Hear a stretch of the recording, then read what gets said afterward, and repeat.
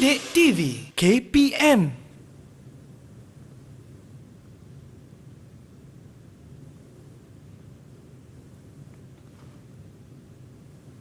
Wow, cantiknya lukisan-lukisan dekat sini. Rasa macam nak belilah. Tapi, kenapa setiap satu daripada lukisan ni semua ada elemen garisan? Hai Mira. Hai. Cik, saya macam berminatlah nak beli lukisan di sini. Tapi kan cik, saya pelik. Kenapa setiap satu lukisan ni semuanya ada garisan? Macam bunga ni pun ada garisan. Okey, kalau Mira tengok di sini, apa yang Mira nampak bentuk di sini?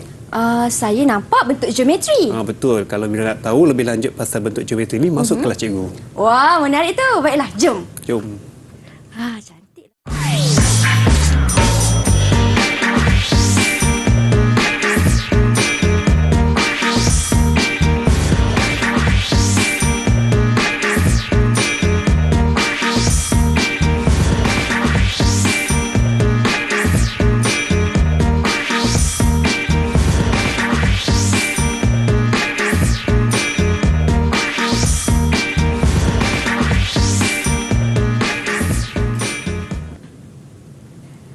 Assalamualaikum dan salam sejahtera. Apa khabar murid-murid tingkatan 5 yang sedang menonton menengah atas di Didik TV KPM? Anda bersama saya Syamira Nazir. Hari ini selama 1 jam kita nak belajar mata pelajaran pendidikan seni visual dengan tajuknya Seni Catat Kubism. Kubism, ya, itu merupakan satu seni yang dipelopori pada zaman Eropah, terutamanya pada awal abad ke-20 dengan tokohnya Pablo Picasso. Menarik kan? Dan itulah tajuk yang kita nak belajar hari ini bersama-sama dengan cikgu jemputan kita, iaitu Cikgu Fazli Abdul Rahim. Assalamualaikum cikgu. Waalaikumsalam. Apa khabar Mira? Khabar baik cikgu. Dan tak lupa juga di studio turut serta bersama dengan kami Cikgu Jurubahasa Isyarat, iaitu Cikgu Zaimi Zainal Abidin dari SMK Putrajaya, Perizin 181 Putrajaya. Terima kasih cikgu kerana sudi bersama dengan kami pada hari ini. Baiklah cikgu Fazli, hari ini kita nak belajar tentang tajuknya seni catat. Ya, betul. Iaitu Kubism. Kubism, salah satu tajuk dalam catan. Baiklah, boleh cikgu Fazli teruskan? Baiklah, sebelum kita pergi ke seterusnya, cikgu nak terangkan dulu sedikit tentang seni catan pada hari ini. Okey, kita masa murid pada tingkatan 4 telah belajar seni catan pada abad ke-14 hingga abad ke-19. Tapi untuk kali ini kita akan belajar seni catan abad ke-20 hingga abad masa kini. Okey, sebelum kita mulakan pembelajaran kita pada hari ini, apa kata kalau kita fahami dulu standard pembelajaran kita pada hari ini, iaitu pemahaman terhadap konsep seni catan, eksplorasi dan aplikasi pengetahuan dalam penghasilan seni catan, menzahirkan idea dan konsep melalui pelbagai sumber dalam penjanaan tugas. Ini adalah standard kandungan yang perlu anak murid tahu. Baiklah. Okey, standard pembelajaran pula adalah di akhir pembelajaran seni catan ini, murid dapat menjelaskan seni catan barat mengikut abad pilihan dari segi aspek, aliran dan catan, pelukis dan karya. Okey, di sini kita akan pilih seni Kubism lah, Mira. Okey, kita pergi dulu ke perspektif seni. Okey, seni catan pada abad ke-20 hingga pada masa kini berkembang pesat dari Eropah hingga Amerika Syarikat dengan pelbagai aliran dan juga gaya. Okey, di sini dia cakap pelbagai aliran dan gaya, maksudnya di sini ada pelbagai bentuk aliran dan juga pelbagai gaya yang telah dihasilkan oleh pengkarya-pengkarya pada masa abad tersebut. Okey. Okey, setiap aliran mempunyai ciri-ciri tertentu dan dapat dilihat dalam karya-karya yang dihasilkan. Okey, contoh-contoh aliran yang utama ialah Fauvism, Expressionism, Cubism, Surrealism, Expressionism abstract, seni pop dan juga seni op. Okey, ini adalah contoh-contoh aliran yang ada pada abad ke-20. Okey, kalau kita tengok aliran ni, kalau kita tengok pada aliran peredaran tahun. Okey, Fauvism bermula pada tahun 1900 hingga 1910. Ini adalah aliran Fauvism. Okey, lepas aliran Fauvism kita pergi ke aliran Expressionism. Expressionism adalah aliran yang wujud pada tahun 1905 hingga 1925. Okey, kalau Mira tengok pada peredaran dua aliran ni, Expressionism juga telah wujud pada zaman aliran Fauvism. Dia serentak walaupun faizam tu telah ada, tapi perkembangan dan juga pelukis-pelukis pada zaman itu telah mencipta satu aliran baru iaitu Expressionism. Okey, lepas kepada Expressionism kita pergi ke aliran Cubism. Okey, aliran Cubism ini bermula pada 1907 hingga 1922. Okey, lepas habis ke aliran Cubism, kita pergi ke aliran Surrealism. Okey, dia macam nak sama-sama kan, Ism kan. Okey, kita pergi pula kepada Surrealism. Surrealism bermula pada tahun 1924 hingga 1966. Okey, dalam masa aliran Surrealism ini telah wujud pada tahun tersebut 1907 1922 juga telah wujud pada aliran Surrealism. Dia telah berkembang, dia sama seiring dia berkembang pelukis pada waktu itu. Okey, lepas itu kita pergi pula kepada aliran Expressionism abstract. Okey, Expressionism abstract dan juga Expressionism ni dia berbeza sebenarnya. Walaupun dia punya perkataan dia sama, tapi dia telah tambah dengan abstract. Abstract ni kalau Mira nak tahu, ia berkaitan dengan spontan, lukisan secara spontan. Itu masuk abstract. Okey, dia wujud pada tahun 1943 hingga 1965. Okey, itu adalah aliran Expressionism abstract.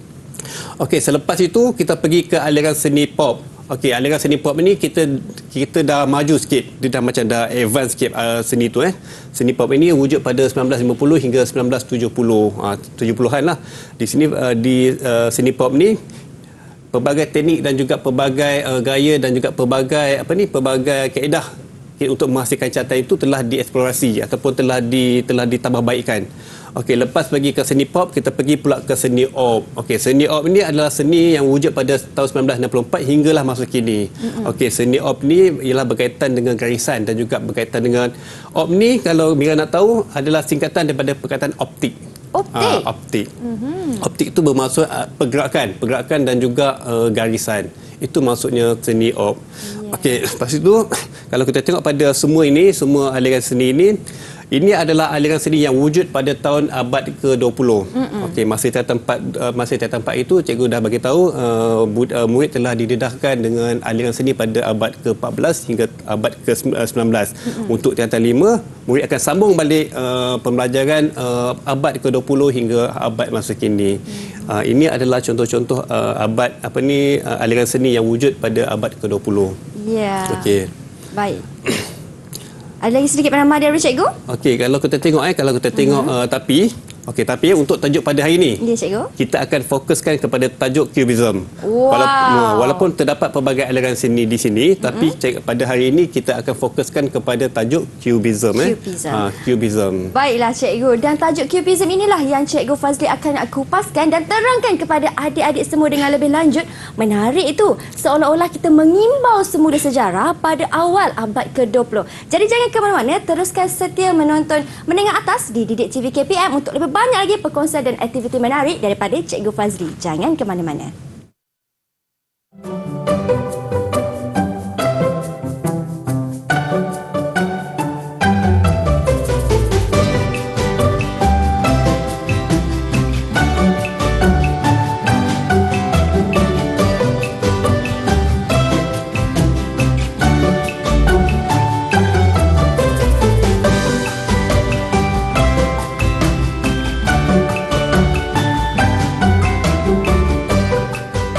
Terima kasih kerana masih setia untuk menimba ilmu bersama-sama dengan kami di Didik TV KPM. Hari ini kita belajar mata pelajaran pendidikan seni visual untuk murid-murid tingkatan 5 dengan tajuknya Seni Catatan Cubism bersama dengan Cikgu Fazli.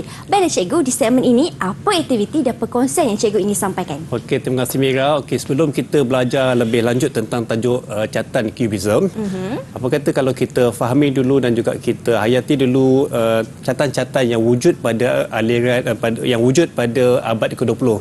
Okey, boleh Mira? Boleh Cikgu. Okey, kita mulakan pada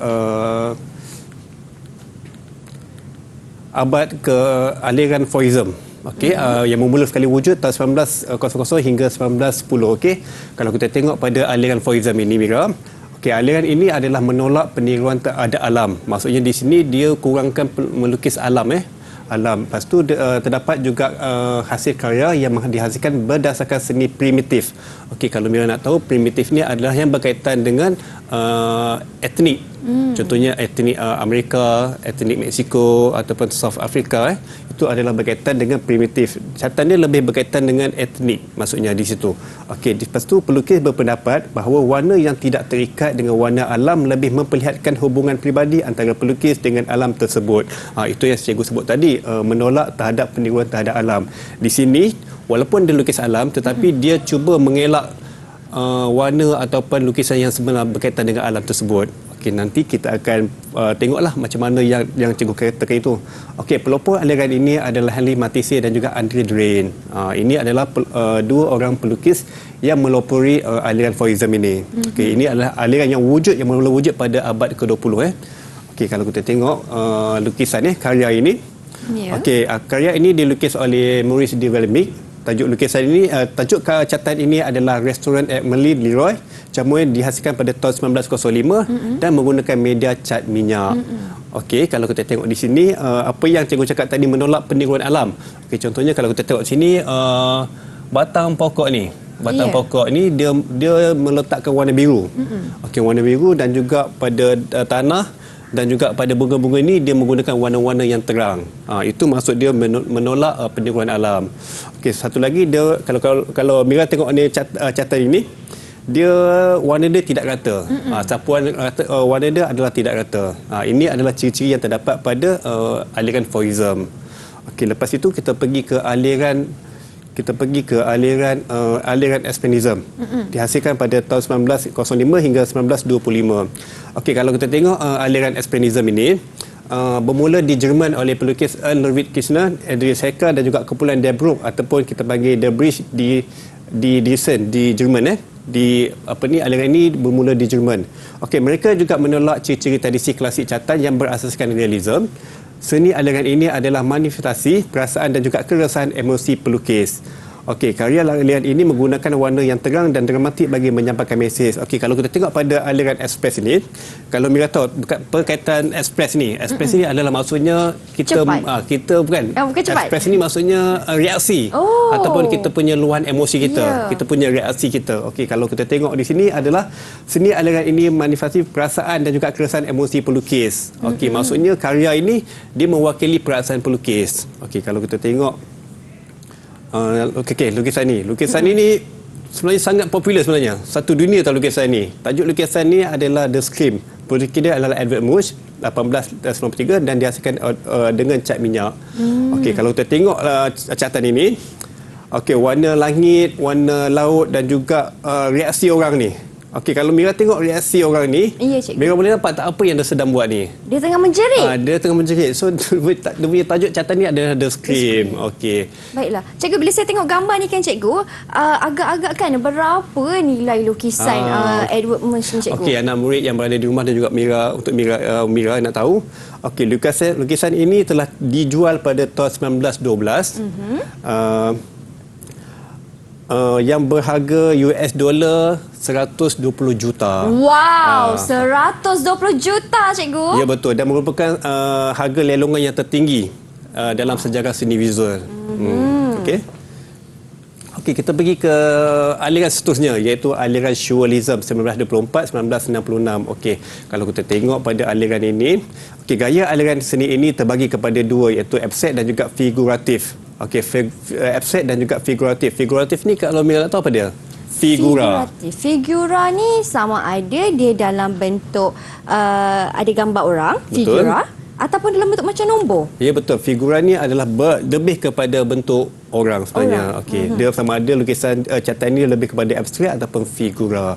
Okey, berkembang pesat di Paris dan menggambarkan hal benda dan situasi seperti dalam mimpi atau alam bawah sedar manusia. Okey, saya rasa mesti Mira macam tak faham apa maksud situasi seperti dalam mimpi atau alam bawah sedar manusia. Betul kan? Betul, cikgu. Okey, kandungan karya aliran ini lebih kepada fokus kepada imajinasi daripada realiti. Okey, di sini pelukis lebih suka menggunakan imajinasi. Maksudnya dia lukis itu berdasarkan imajinasi, bukannya lukisan realistik.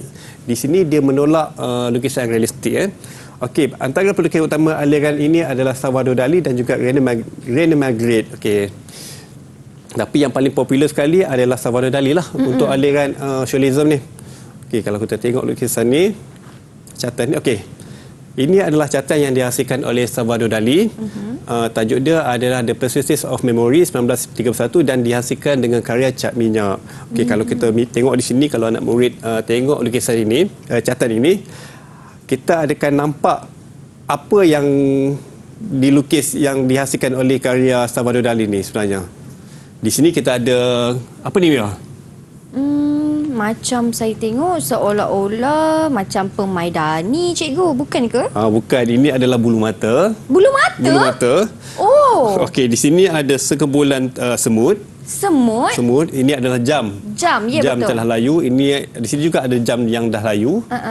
Di sini kita sebenarnya tak dapat nak tahu apa yang sebenarnya pelukis ini hasilkan, apa yang dia nak sampaikan masuk di situ. Wow, dan kerana tak tahu lukisan ini, pelukis ini nak menyampaikan apa, adakah kerana itu dipanggil lukisan ini adalah lukisan di alam bawah sedar? Itu maksudnya alam di bawah sedar. Maksudnya kita sebagai penonton, kita tak tahu apa yang sebenarnya pelukis nak sampaikan kepada kita sebenarnya. Hanya pelukis tu tahu, hanya pelukis tu je yang tahu apa yang dia buat sebenarnya. Ya, sebab ada bulu mata di situ, betul, kan, ada semut. Okay. Kita tak faham mesej yang nak disampaikan oleh pelukis itu. Itu maksudnya alam bawah sedar. Baik, cikgu. Okey, kalau kita pergi ke aliran seterusnya, itu aliran expressionism abstract. Tadi kita dah belajar tentang expressionism. Kita pergi pula ke expressionism abstract yang wujud pada tahun 1943 hingga 1965. Okey. Aliran ini telah wujud selepas Perang Dunia Kedua dan berpusat di New York. Antara pelukis yang terkenal aliran ialah William D. Koenig dan juga Jackson Pollock. Okey, dua pelukis ini sangat popular untuk aliran expressionism abstract. Okey, seni ini biasanya menggunakan berus yang besar dan juga sapuan yang kasar. Okey, titisan, percikan dan lelehan cat secara spontan adalah ciri utama aliran ini. Hal benda menjadi fokus karya mereka berbentuk abstrak. Okey, kalau kita tengok di sini pada aliran ini, dia lebih kurang dengan surrealism juga. Dia lebih fokus kepada bentuk abstrak. Okey, kalau kita tengok gambar, tengok karya ini. Okey, kalau kita perasan kalau anak murid di rumah ataupun Mira tengok, sebenarnya kita pun tak faham apa yang sebenarnya yang nak disampaikan oleh pelukis ini sebenarnya. Okey, karya ini dihasilkan oleh William D. Koenig. Tajuk lukis catatan ini adalah Interchange 1955 dan juga menggunakan cat minyak. Okey, di sini dia melukis menggunakan berus yang besar, sapuan berus yang besar, dan kita tak tahu apa yang nak disampaikan di sini sebenarnya. Ya, tapi kan cikgu, kalau kita tengok secara generalnya lukisan ini, apa tema utama yang pelukis ini nak sampaikan, cikgu? Okey, kalau Mira tengok ataupun anak murid di rumah tengok, sebenarnya ini adalah luahan emosi sebenarnya. Luahan emosi. Pada zaman aliran ini, pelukis-pelukis ni dia suka menggunakan berus yang besar yang saya cakap tadi. Dia sebenarnya mewakili emosi dia. Mungkin emosi pelukis itu gembira, sedih, pilu ataupun melibatkan perasaan, kan, kita tak tahu sebab dia melukis ini secara spontan. Sapuan berus secara spontan. Kita tak tahu apa yang sebenarnya pelukis itu hendak sampaikan. Okey, kita pergi ke aliran seterusnya iaitu seni pop. Okey, seni pop ini adalah salah satu seni yang sangat popular juga yang wujud pada tahun 1950 dan juga pada tahun 1970. Okey, sebuah gerakan seni yang bermula di England dan Amerika Syarikat sebagai reaksi kepada aliran expressionism abstract apabila mereka menggunakan imej gambar dan teknik hard edge serta fotografi. Semua tema aliran ini diperoleh daripada budaya popular dan juga dunia periklanan yang biasanya menggunakan warna premier, warna kontras dan juga warna terang. Okey, antara pelukis pada aliran ini adalah Andy Warhol dan juga Jasper Johns. Okey, di sini cikgu nak terangkan sikit tentang penggunaan imej gambar, teknik hard edge dan fotografi. Okey, di sini pengkarya-pengkarya di sini dia tidak lagi terikat dengan lukisan atas berus saja, atas kanvas. Di sini dia telah mempelbagaikan teknik. Kita menggunakan teknik fotografi. Contohnya kita ambil gambar, kita cuci gambar tu dan kita akan tampal dekat kanvas. Lepas tu imej gambar dan juga teknik hard edge. Teknik hard edge ni kita menggunakan teknik yang menggunakan tape, masking tape. Kita lekat dekat kanvas dan kita akan sapu warna. Dah kering tu baru kita cabut masking tape tu. Akan mendapatkan gap lah, akan mendapatkan pecahan lukisan tu. Itu maksudnya teknik hard edge. Dan juga imej gambar. Imej gambar ni maksudnya kita ambil satu ikon ataupun kita ambil satu budaya yang popular, kita akan jadikan dia sebagai subjek matter kita. Okey, di sini kita menggunakan warna premier, warna kontras dan juga warna terang. Di sini pelukis-pelukis ini dia berani dia dah berani menggunakan warna-warna yang striking, warna-warna yang terang, warna-warna yang berani orang cakap, warna-warna drastik lah orang cakap. Maksudnya lukisan tu adalah lukisan yang sangat drastik, maksudnya yang hidup boleh yang hidup gitu? maksudnya kita nampak. Okey. Kita tengok karya. Okey, kalau kita tengok ni Andy Warhol, The Curse of Smiley, 1964, dak kuat cetakan saring sutera.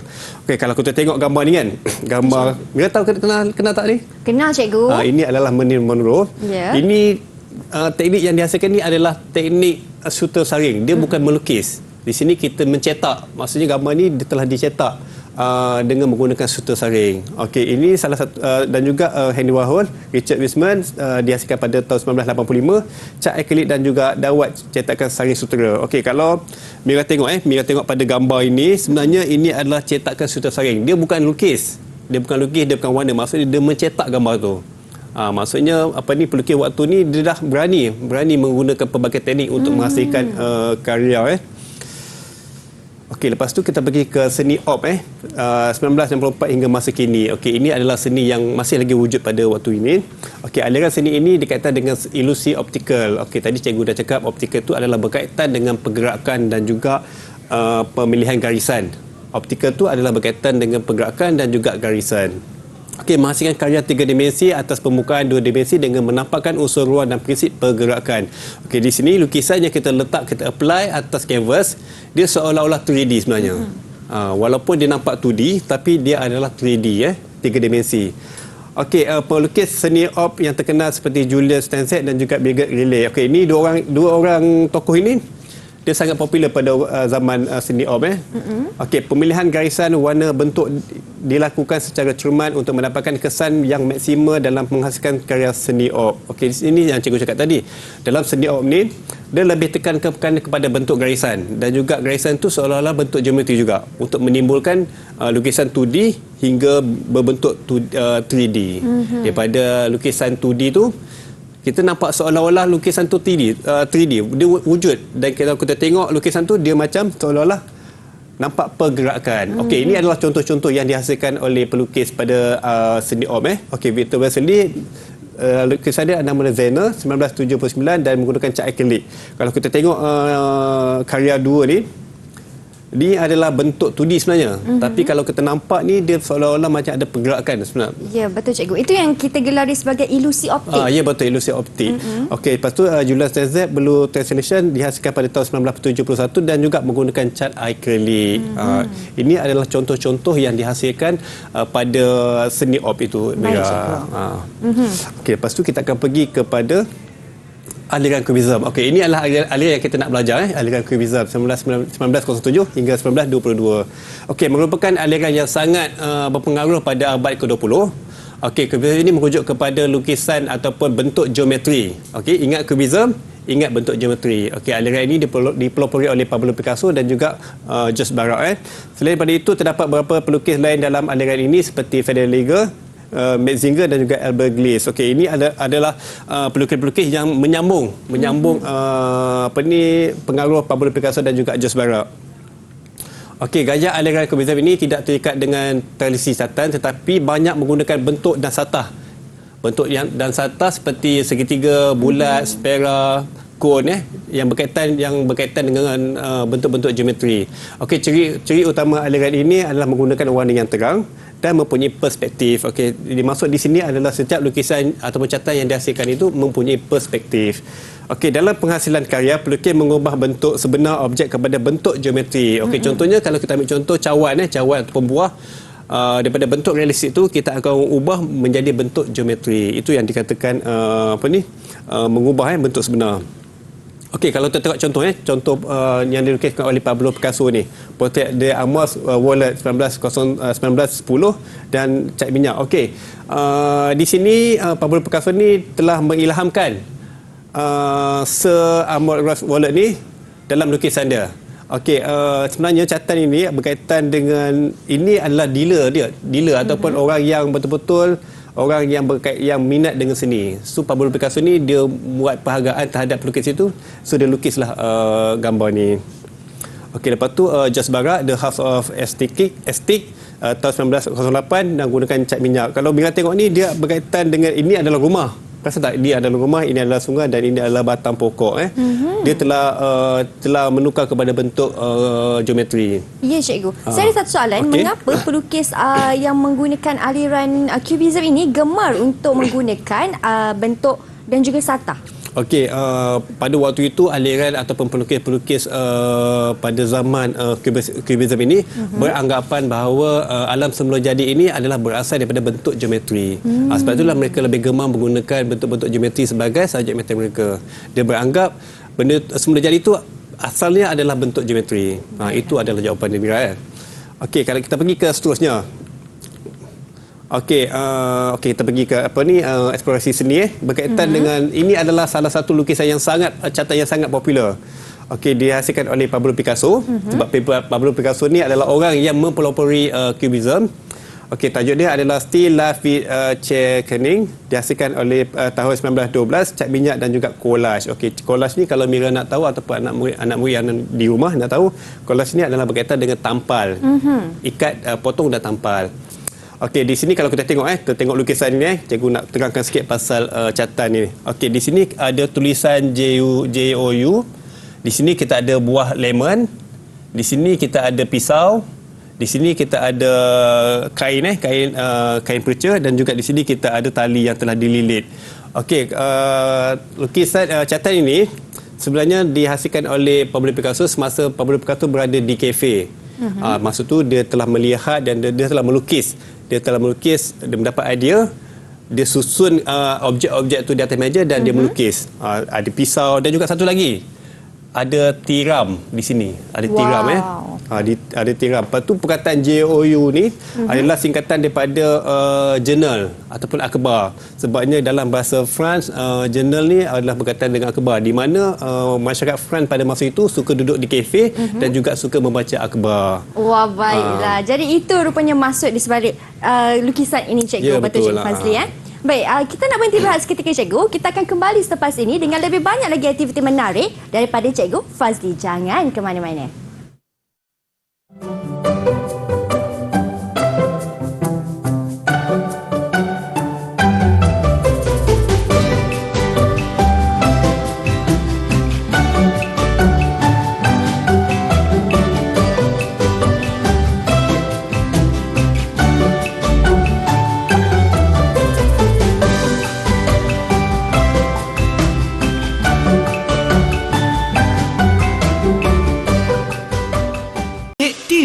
KPM. Baik, kembali kita di slot menengah atas di Didik TV KPM. Wow, kalau kawan-kawan tengok di segmen ini, Mira dah pakai apron kerana kita nak lakukan satu aktiviti seni yang cukup menarik bersama-sama dengan Cikgu Fazli. Memandangkan tajuk kita tentang aliran Cubism. Betul, cikgu? Betul. Okey, cikgu. Apa yang kita nak buat ni, cikgu? Okey, pada hari ini kita akan buat salah satu tajuk yang kita belajar, iaitu tajuk Cubism. Okey, tadi cikgu dah terangkan kepada anak murid salah satu karya Pablo Picasso yang berkaitan dengan kafe, tempat yang duduk kat kafe. So, untuk eksplorasi sini, kita sambung balik dia punya tajuk dia tu. Kita cuba apply di sini pula. Wow. Okey, kalau Mira tengok di depan kita tu, adalah subjek mater kita, iaitu botol dan juga cawan. Betul kan? Betul, cikgu. Okey, hari ini kita akan belajar macam mana kita nak menghasilkan catatan Cubism. Catatan Cubism ini cikgu dah terangkan kepada anak murid di rumah tadi dan juga kepada Mira. Ia berkaitan dengan bentuk-bentuk geometri, iaitu bentuk-bentuk bulat, petak, segitiga dan juga bentuk-bentuk yang lebih bersatah. Okey, pada hari ini kita akan buat salah satu catatan berkaitan dengan Cubism juga. Okey, sebelum kita mulakan menghasilkan catatan, cikgu nak terangkanlah bahan-bahan yang kita gunakan untuk menghasilkan catatan. Okey, mula sekali kita perlukan berus. Berus. Okey, berus di sini cikgu lebih suka menggunakan berus lepeh. Sebab berus lepeh ni sebenarnya mudah kalau kita menggunakan lukisan yang berkaitan dengan geometri. Sebab kalau kita nak sapu berus dengan berus lepeh ni, dia akan mudah untuk mendapatkan bentuk dia. Okey, kita gunakan warna. warna. Okey, di sini tadi masa kita dah belajar tadi kita menzahirkan pelbagai media kan. Okey, di sini sepatutnya selalunya pelukis ataupun pengkarya gemar menggunakan akrilik. Okey, tapi pada hari ini kita tukar kepada akrilik kepada color poster color. Poster color. Kita tukar, hari ini kita belajar menggunakan poster color. Maksudnya tak kisahlah cikgu, tak terikatlah tak dengan kisah satu sebab saja. kita memperbagaikan media sekarang ni. Baiklah. Okey, memperbagaikan media, kita perlukan palette. Ini adalah palette. Okey, sebenarnya palette ni seelok-eloknya kalau kita guna, kita tak perlulah basuh. Okey, kita tak perlulah basuh. Sebenarnya kita palette ni kita biarkan warna tu yang kalau dah warna tu kalau masih lagi penuh di sini, kita biarkan, kita tak payah nak basuh. Kita tinggalkan di sini. Okey, kita perlukan bekas air. Kita perlukan tisu untuk kita lap kita punya berus, dan juga kita perlukan pemadam dan juga pembaris. Pembaris ni kita nak buat bentuk geometri lah. Okey, Mira, kalau kita tengok di depan kita ni ada botol dan juga cawan. So kita akan lukis botol dan juga cawan, Mira. Boleh, cikgu. Boleh kita mula sekarang? Boleh. Okey. Tiada masalah. Kita lukis dulu sebab kita punya subjek matter kita adalah botol dan juga cawan. Okey, kita mula melukis sekarang. Okay. Maksudnya kalau untuk lukisan ini kita mengambil ilham ataupun inspirasi daripada lukisan Pablo Picasso tadi sewaktu beliau berada di kafe, cikgu. Betul. Sekarang ni kita mengambil inspirasi dengan menggunakan cawan dan juga botol. Ya, betul. Sebabnya cawan dan botol ni kan mesti ada dekat kafe kan. Ya. Selain daripada subjek matternya ialah cawan dan juga botol, kalaulah murid-murid nak menggantikan dengan pemandangan ataupun alam, boleh ke cikgu?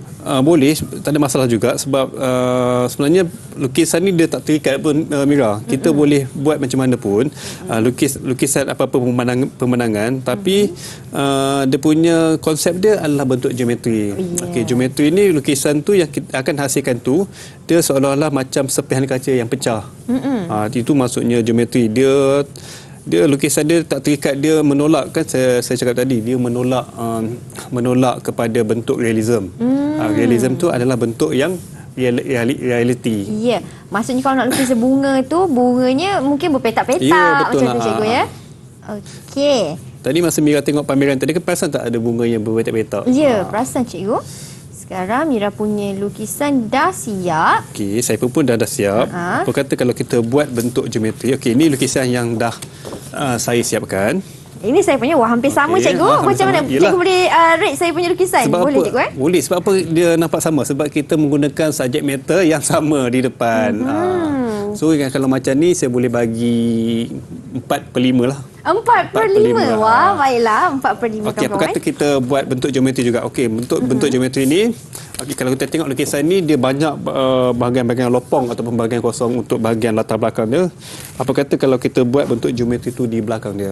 Boleh. Okey, untuk bahagian belakang ni Mira nak penuhkan dia dengan geometri. Mira akan menggunakan pembaris. Betul. Memandangkan ini ialah geometri, ada garisan, ada bentuk satahnya. Kalau ini kan, cikgu, untuk buat bahagian belakang ni ada peraturan-peraturan dia ke, cikgu, ke bergantung kepada pelukis? Dia bergantung kepada pelukis. Dia bebas sebenarnya ni. Dia bebas. Baiklah, kalau macam tu. Tapi kita kena ingat, kubisme ini adalah berkaitan dengan geometri. Baiklah. Memandangkan berkaitan dengan geometri, Mira nak buat ada segitiga lah dekat sini. Boleh? Ada segitiga, ada garisan, okey, ada petak. Satu lagi jangan lupa, lukisan ini juga ditekankan perspektif. Maksudnya apa tu, cikgu? Maksudnya di sini kita ada pandangan jauh dan juga pandangan dekat. Sebenarnya lukisan ini adalah lukisan berbentuk lukisan dalam sebenarnya. Di sini kalau kita nampak lukisan yang kita lukis ni, ini kita tak bagi lagi catatan. Sebab apa? Sebab kita tak letak warna lagi. Apabila kita dah letak warna, dia akan bertukar menjadi catatan. Sebab lukisan dan juga catatan ni adalah benda yang berbeza-beza. Catatan ni adalah menggunakan warna. Manakala lukisan tu kita menggunakan media kering. Macam sekarang ni, ini dipanggil lukisan lagi lah. Kalau Mira punya belakang, background belakang dia betul ke, cikgu? Betul. Apa kata kita warna pula? Boleh. Okey. Mari kawan-kawan. Kita dah siap dah belakang dengan menggunakan elemen geometri. Sekarang ni masa untuk warna pula. Untuk kita hidupkan lukisan kita. Berusnya yang mana satu ni cikgu? Ada pelbagai saiz. Walaupun dia lepeh tapi ada saiz-saiznya. Tak kisah Okey, cikgu. macam ni. Kalau kita tengok saiz, kita tengok bergantung kepada lukisan. Kalau lukisan tu kecil, dia punya sudut dia kecil, kita gunalah berus yang kecil. Okey. Kalau lukisan tu besar, kita guna berus yang besar. Boleh. Baiklah, Mira akan menggunakan warna yang pertama, warna hijau. Okey, di sini untuk warna pula, cikgu sarankan kita gunakan warna-warna yang dramatik ataupun warna-warna yang terang warna-warna yang terang. Sebabnya pada zaman ini dia memang menggunakan warna-warna yang terang. Oh. Baiklah. Warna-warna yang striking. Warna-warna yang striking. Hijau, neon. Ya. Ni Mira cuba untuk colourkan di sini. Kalau untuk colour kan cikgu, Mira kalau Mira berus sekarang ni, Mira berus dengan satu hala ke atas sahaja. Kalau ni ada syarat dia macam ke atas ke bawah ke ataupun syaratnya kena satu hala sahaja ke cikgu? Ia terpulang sebenarnya. Tapi kalau Mira berus dengan pelbagai pelbagai alih tu, pergerakan tu maksudnya nanti dia jadi express lah pula. Oh. Maksudnya Mira lukis tu, Mira warna tu menggunakan emosi sebenarnya.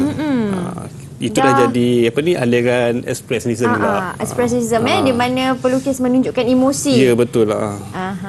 Memandangkan ini kita sedang fokus kepada aliran cubism. Jadi warnanya kena lebih sekata lah. Ya, betul lah.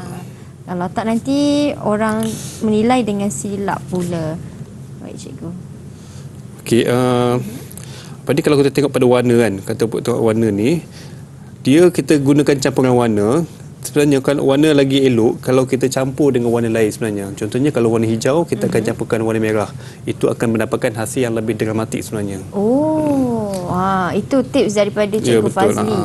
Sebenarnya kita buat aktiviti ni, dia juga merupakan salah satu gerak kerja untuk kertas 2 ya. Kertas 2 ni adalah kertas kita menggambar. Kita perlu untuk kertas 2 ni anak murid perlu mahir dan juga perlu expert untuk melukis tu sebenarnya. Okey, di sini kita gunakan warna-warna yang striking saya cakap tadi sebabnya zaman aliran cubism ni dia memang suka warna-warna yang terang. Ya, betul. Okey, kita punya bahagian pertama dah siap. Kita akan masuk bahagian kedua. Masih lagi menggunakan berus yang sama boleh cikgu ya? Boleh. Kita basuh berus tu dengan bersih lah. Basuh dengan bersih. Kita lap dengan menggunakan tisu ataupun kain lap. Kita guna warna yang lain. Warna berikutnya Mira nak guna warna jingga. Kita pulang warna apa Mira nak pakai apa. Okey, di sini cikgu cuba untuk apply campuran warna Cikgu letak warna biru dan juga warna coklat. Kita tengok hasil dia akan dapat warna apa. Di sini kita tekankan kepada anak murid kita supaya berani untuk eksplorasi ataupun berani untuk cuba menggunakan warna-warna yang baru. Maksudnya kita tidak gunakan warna itu terus daripada satu warnanya ya, sahaja. Betul lah. Okey, cikgu campur warna, saya pun ikut campur warna cikgu. Saya nak campurkan warna merah dengan warna jingga. Okey, kita campur kedua warna ni, kita tengok warna apa yang akan terhasil daripada dua gabungan ini. Warnanya menjadi warna merah yang begitu terang cikgu. Ya, betul. Tapi saya tengok pada palet Mira ni, Mira ni banyak menggunakan warna-warna panas, warna-warna panas. Warna-warna panas ini adalah warna-warna yang garang. Okey, di sini cikgu rasa cikgu punya pun dah macam dah nak siap. Okey. Kalau Mira menggunakan warna-warna panas, warna-warna yang terang, maksudnya mencapailah kita punya aliran cubism betul lah, cikgu. Betul lah. Yang penting kita nampak bentuk tu seolah-olah bentuk serpihan kaca. Ataupun bentuk cubism lah. Hasil yang akan terjadi dia macam seolah lukisan itu terpisah antara satu sama lain. Okey, saya rasa saya punya dah nak siap ni Mira. Ya cikgu. Saya punya pun sama juga dah nak siap. Okey, kepada kawan-kawan dekat rumah, macam Cikgu Fazli tekankan tadi, antara tips pentingnya ialah dengan untuk menjadikan warna itu lebih dramatik, kita bolehlah campur antara dua warna. Ya, betul. Itu tips dia. Barulah lukisan tu nampak lebih hidup, pop up kata orang. Ataupun dalam bahasa seni kita panggil warna-warna matang. Warna-warna matang. Warna-warna matang, warna-warna dramatik. Okey, Cikgu Fazli punya wah cantik saya rasa cikgu. saya punya dah siap. Okey, ini adalah hasil saya. Okey, kalau anak murid nampak di sini saya menggunakan bentuk cubism di latar belakang lukisan saya. Okey, saya punya subjek matter saya adalah cawan dan juga botol. Okey. Saya tengok Mira pun dah nak siap. Ya, cikgu. Itu cikgu punya warna. Kalau cikgu punya macam ada belakangnya, ada juga warna lembut. Mira punya warna semua. Warna terang Mira gunakan. Ataupun kita panggil warna-warna panas. Warna-warna panas.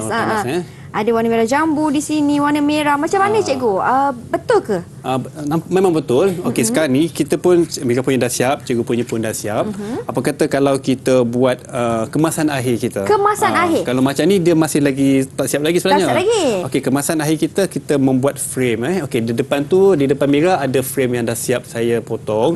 Apa kata kalau Mira bingkaikan lukisan Mira tu untuk menampakkan lagi cantik lukisan Mira tu. Ya. Okey. Mira boleh bingkaikan. Ini cikgu menggunakan cardboard cikgu. Cardboard saja.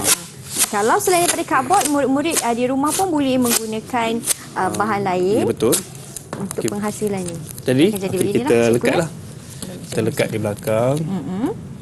Kita akan tampakkan lukisan kita di belakang. Terima kasih cikgu. Okey, sekejap. Baiklah, satu lagi.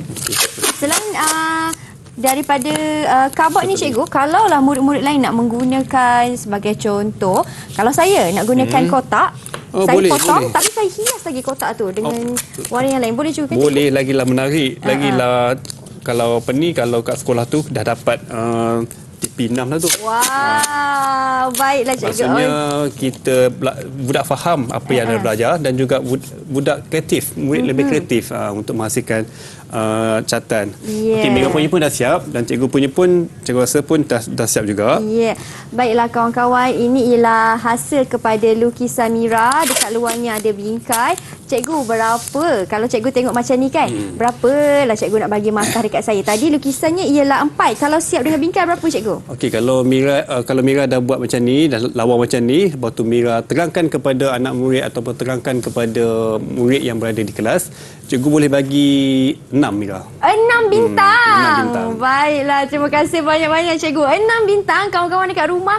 Jangan lupa untuk buat juga mengikut tips yang cikgu Fazli dah kongsikan tadi. Kita nak berhenti berehat seketika cikgu. Kita akan kembali selepas ini masih lagi bersama dengan cikgu Fazli. Apa pula aktivitinya? Jangan ke mana-mana.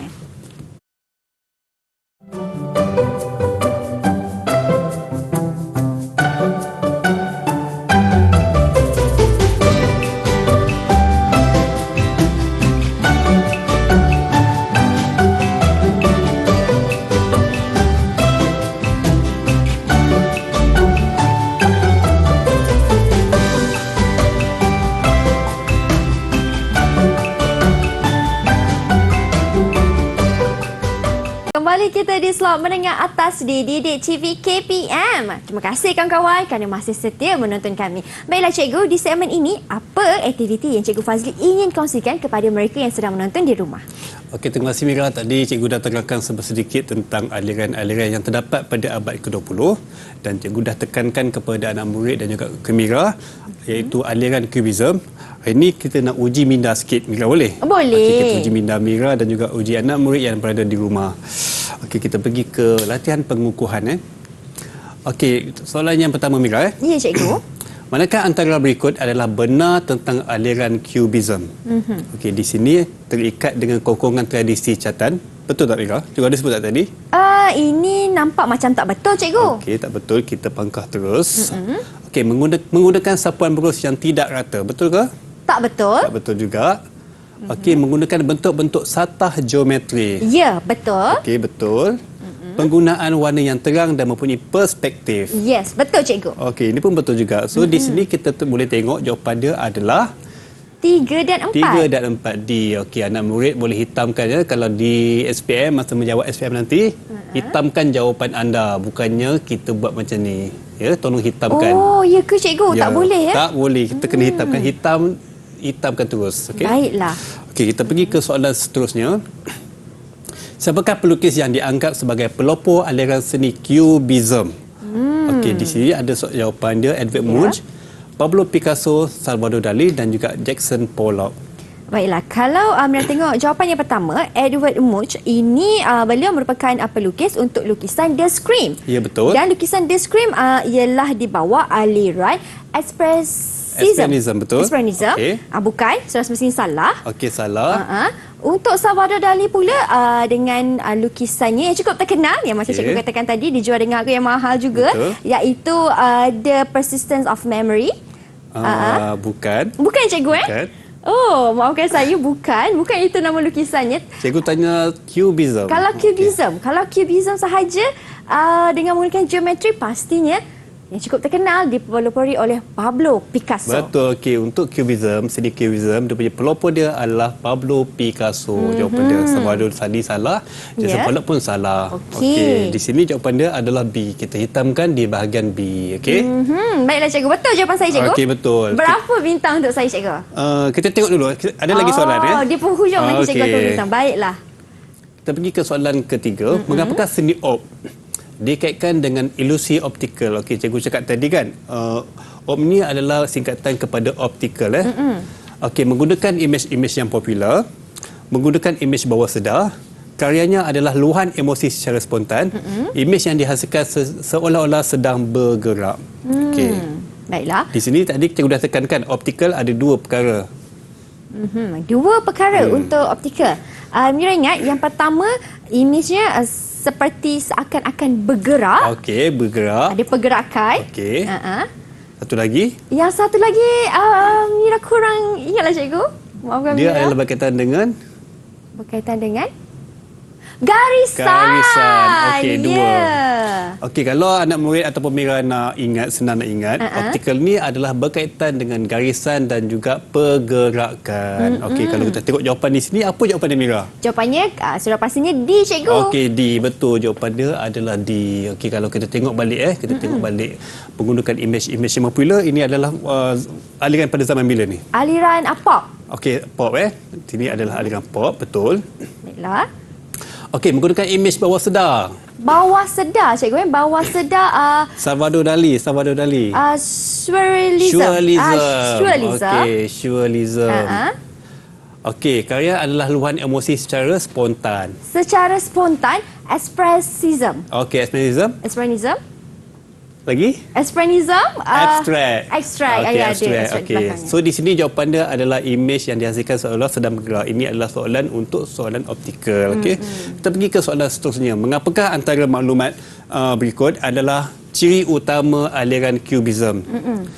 A. Menggunakan lelehan, percikan dan juga titisan cat secara spontan. Penggunaan rupa geometri, menggunakan warna primer, warna kontras dan terang, menggunakan brus yang besar dan tebal. Okey, di sini kalau kita tengok soalan dia adalah berkaitan dengan aliran Cubism, ciri utama. Ciri utama. Cikgu selalu sebut ciri utama berkaitan dengan Cubism. Ini apa? Ialah dengan penggunaan rupa geometri cikgu. Okey, betul. Jawapan dia adalah penggunaan rupa geometri. Okey, kalau senang je nak ingat, kalau cube ni mesti bentuk berpetak-petak ataupun bentuk bersata. Itu adalah maksudnya aliran Cubism, penggunaan rupa geometri. Okey, betul. Okey, kalau kita tengok di sini, kita tengok balik soalan dan juga jawapan. Okey, penggunaan lelehan, percikan dan juga titisan cat secara spontan. Boleh tak Mira bagi tahu cikgu salah seorang pelukis pada zaman ini? Oh, okey. Ini ialah aliran expressism. Expressionism. Okey. Ini ialah Edvard Munch. Salah. Ini adalah William de Kooning. Okey, zaman William de Kooning menggunakan titisan dan juga titisan cat minyak dan juga percikan. Ini adalah zaman tu yang menggunakan luahan emosi. Yang cikgu cakap tadi, guna cat berus yang besar kan. Kita meluahkan perasaan melalui karya kita. Ini adalah penggunaan lelehan percikan. William de Kooning. Okey. Kalau untuk warna C, warna primer, warna kontras dan terang, ini Mira tahu, ini ialah aliran pop. Okey, betul. Aliran pop. Sebab apa kita gunakan kita gunakan warna-warna yang terang, warna-warna terang dan kontras ni? Sebab pada zaman ini, pada waktu aliran ini, kita dah tak terikat lagi dengan lukisan menggunakan brush. Waktu ini, pada zaman pop ni, kita dah ada pelbagai, kan cikgu cakap tadi, kita dah ada pelbagai teknik dan juga media untuk menghasilkan karya. Kita gunakan silk screen, kita gunakan fotomontage, kita guna cetak, kita gunakan gambar. Maksudnya, kita boleh waktu ini pelukis-pelukis waktu ini kita ambil snap gambar, kita cuci dan juga kita tampal dekat kanvas. Maksudnya kita dah telah mempelbagaikan pelbagai-bagai jenis aliran pada waktu itu. Ya, betul tu. Jadi cikgu, jawapan saya B, iaitu penggunaan rupa geometri. Tepat kan cikgu? Betul. Ya, berapa bintang untuk saya cikgu? Okey, sebabnya Mira semua betul, kita bagi cikgu rasa macam ada satu lagi soalan. Satu lagi soalan? Wow, soalan apa tu cikgu? Oh, dah habis. Okey. Cikgu rasa Mira jawab dengan betul semua. Cikgu boleh bagi 10/10. Wow, 10/10 saya dapat hari ini, dan saya kira kawan-kawan di rumah pun pastinya dapat juga menjawab soalan yang Cikgu Fazli berikan. Dan cikgu, berapa prestasi sebelum itu, rumusan keseluruhan dalam sesi kelas kita pada hari ini? Okey, rumusan yang boleh cikgu yang cikgu boleh huraikan di sini. Okey, sebab ini adalah tajuk kita yang berkaitan dengan seni catatan, yang berkaitan dengan lukisan. Di sini juga tajuk yang memerlukan kreativiti dan juga bakat seni. Okey, cikgu sarankan kalau anak murid yang berada di rumah ataupun yang berada di sekolah yang mempunyai bakat seni, kalau boleh kita kembangkan kita punya bakat seni ini untuk menjadi seorang pelukis ataupun seorang pengkarya yang terkenal. Betul. Ini juga kalau ikutkan dalam KSSM, EMK maksudnya elemen mengatasi kurikulum, di mana murid boleh jadi salah satu kerjaya untuk menjadi pelukis dan juga pengkarya yang terkenal mungkin satu hari nanti. Dan juga cikgu berharap jugalah anak murid yang berada di rumah ni sentiasa melukis dan juga sentiasa menghasilkan karya-karya yang bermutulah. Sebab ni sedikit sebanyak akan membantu anak murid yang berada di rumah ataupun yang untuk menduduki SPM. Sebab dia banyak membantu untuk kertas 2 lukisan. Baiklah cikgu. Ingat tu pesanan cikgu kawan-kawan semua. Dan bagaimana prestasi keseluruhan Mira untuk hari ini cikgu? Bagus, cikgu nampak bagus, dan cikgu rasa cikgu boleh bagi 10 bintang untuk Mira. Wah, baguslah. Lagi sekali terima kasih cikgu. Dan kalaulah mereka yang berada di rumah ingin memantapkan lagi pemahaman mereka berkaitan dengan tajuk kita hari ini, iaitu seni catatan Cubism, di manakah mereka boleh dapatkan sumber rujukan itu? Okey, anak murid yang berada di rumah boleh mendapat sumber-sumber ini daripada portal ID5 di dalam sumberku KPM. Ya, baiklah. Terima kasih banyak-banyak Cikgu Fazli atas perkongsian ilmu pada hari ini. Cukup menarik dan memberi manfaat diharapkan kepada semua kawan-kawan yang menonton di rumah. Tak lupa juga terima kasih kepada Cikgu Zaimi atas kesudian bersama dengan kami pada hari ini. Anda seperti biasa jangan lupa dan teruskan setia menonton Menengah Atas di Didik TV KPM. Saya Syamira Nazir. Assalamualaikum dan salam sejahtera.